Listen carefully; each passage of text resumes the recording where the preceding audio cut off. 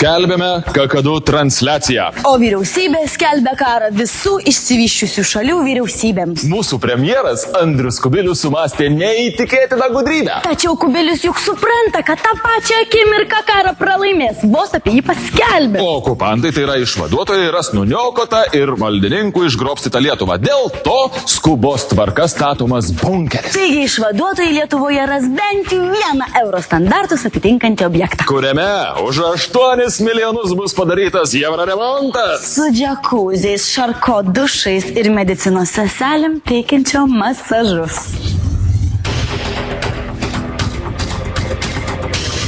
Vyriausybė ruošiasi karui.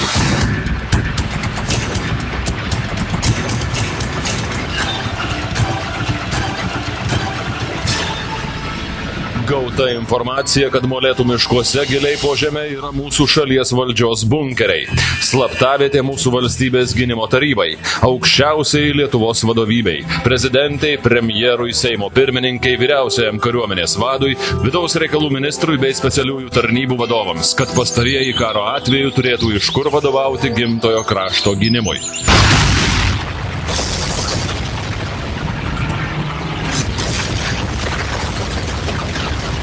Sužinota, jog neseniai vidaus reikalų ministerija paprašė vyriausybės skirti 8 milijonus litų valdžios bunkerių ir gynybinių placdarmų sutvirtinimui, kad veikiantys bunkeriai priešui būtų neįveikiami.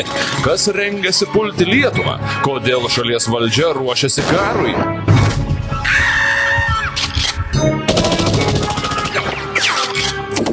Informacija, jog šalies gilumoje kasami grandioziniai bunkeriai, patvirtino parlamentaras Saulius Toma.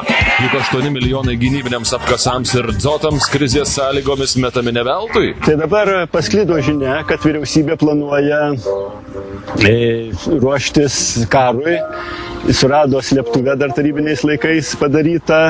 Parlamentaras su specialios paskirties kakadu grupė nedelsdamas vyksta ištirti naujos Lietuvos vadovybės dislokacijos vietos karo atveju. Tai mes važiuojame pasižiūrėti, kaip iš tikrųjų yra, ar ten bus geros sąlygos ilsėtis valdininkams ir kartu slėptis nuo karo.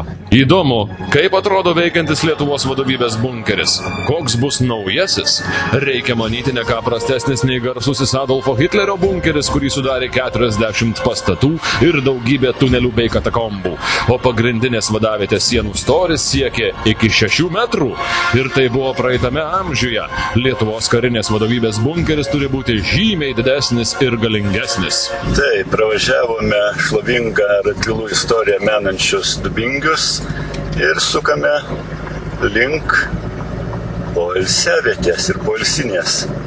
Pasižiūrėsime, ką mes čia rasim. Aiškėja bunkerio koordinatės – 55 laipsniai šiaurės platumos ir 25 laipsniai rytų ilgumos. Molėtų rajonas. Dubingiai. Miškas. Matome ir vartus. Tai čia ko gero iš tikrųjų gali būti kažkokios didžiulės katakombos, slėptuvės nuo tarybinių laikų dar, nes atrodo teritorija saugoma rimtai. Štai, jūs matote teritoriją, kurioje dislokuoti Lietuvos valdžios bunkeriai. Mus pasitinka karinės bazės apsauga. Labadiena, LNK televizija. Norėtume truputį čia pasižvalgyti. Sargybinis netikėtai pasprunka. Tikriausiai skuba pranešti, kad prasidėjo netikėtas valdžios bunkerių užpuolimo aktas. Su neraminom šitą sargybinį ir jis tiesiog bėga skambinti. Tikėkime, kad skambins dar ne į Valstybės saugumo departamentą. Pradedame Lietuvos karinės vadovybės vadavietės paveikslavimą. Kvapas irgi labai malonus. Pušų kvapas, malonus kvapas. Aišku, čia šalia yra ir vanduo, ilgiausias Lietuvoje, Svejos ežeras. Puikios vietos, čia yra tikrai. Norėčiau šitoj vietoj slėptis bent jau vasarą, bet ir žiemą, ko gero, visai neblogai čia pasislėpti, paslidinėti galima. Taip, kad pasislėpimui nuo civilizacijos tikrai yra tinkama vieta. Pagrindinio požeminio Lietuvos vadovybės bunkerio kol kas nesimato. Regime tik Pušų giraitę, Vienišą genį ir teniso aikštyną. Haubicų, prieštankinių pabūklų bei zenitinės artilerijos įrenginių nesimato. Na, teniso aikštelė tikrai puikiai. Čiagi buvo anksčiau Leo LT valdos Lietuvos energija, tai Leo LT prisiminkime. Tai galima spėti, kad ir čia buvęs premjeras Gediminas Kirkilas puikiausiai su Leo LT vadais galėdavo pažaisti tenisą ir aptarti visus reikalus. Vadovybės gynybinio bunkerio paieška tęsiama. Aptinkamas Lietuvos vadovybės maisto atsargų sandėlis. Na va, čia atėjom kavinė. Nu, tuščia, čia kaip ir viskas kol kas tuščia. Bet viskas yra taip, kad bet kuriuo momentu gali priimti krūvą žmonių ir jie čia labai gerai visi turėtų jaustis. Nesimato nei konservuotų agurkėlių, nei šprotų, nei špinatų, nei kitų marinatų, tik kažkokie buteliai su skysčiu. Tikriausiai padegamuoju. Molotovo kokteiliai, ne kitai. Tai yra slėptuvė. Slėptuvė nuo civilizacijos. Ir jeigu būtų pasaulinis atominis karas, aš čia irgi norėčiau praleisti paskutinės savo gyvenimo dienas. O štai ir karo ligoninės pastatas. Čia priešo Skeveldros sužeista premjera galėtų perišinėti dailią blauzdį medicinos sesutę. Na taip, toks, galim sakyti, originalus sprendimas, baseinas antram aukšte.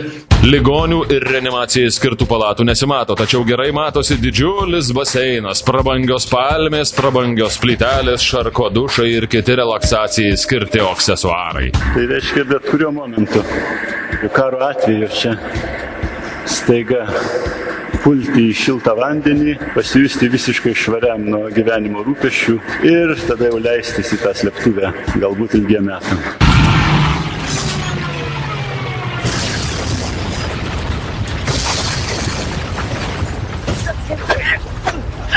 Kas žino, kas būtų, kiek tas naujasis karas gali sutęsti, niekas nežino. Jis gali būti ilgas. Bet kai kam jis tikrai bus gana malonus. Žvalgybinę akciją tęsime. Štai dar vienas pastatas panašus į pagrindinį Lietuvos vadovybės bunkerį. Tačiau ir čia nesimato nei maskuojančių uždangų, nei aukšto dažnio radio stočių, nei granatsvaidžio Carl Gustav M3, nei telegrafo aparato.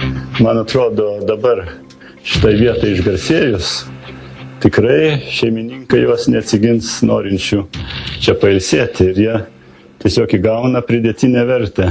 Prabangus dviviečiai, triviečiai poilsio kambariai, kuriuose puikiai gali pasivolioti net 2 premjerai, per vidurį pasiguldę visai nieko savo sekretorę. Na va, taigi viską mes apsižiūrėjome. Tikrai objektas vertas dėmesio. Iš šiuo metu jau yra beveik tinkamas slėptis. Sunku patikėti, kad šitaip atrodo naujausias Lietuvos vadovybės karinis bunkeris, kurio remontui ketinama skirti 8 milijonus litų. Todėl nedelsiant jungiame teletiltą su Kakadu brigada dislokuota Lietuvos Respublikos vyriausybės rūmuose. Štai bunkerio remonto iniciatorius vidaus reikalų ministras Raimundas Palaitis. Tam prašom 8 milijonų. Tai likusius reikia sutvarkyti, nes senai nebeskirti pinigai slėptuvių tvarkymui ir jeigu kas nors atsitiktų, nedaug dievė, tai gali būti problemų. Nes žinot, bėda ateina nelaukta ir reikia būti pasiruošus visada.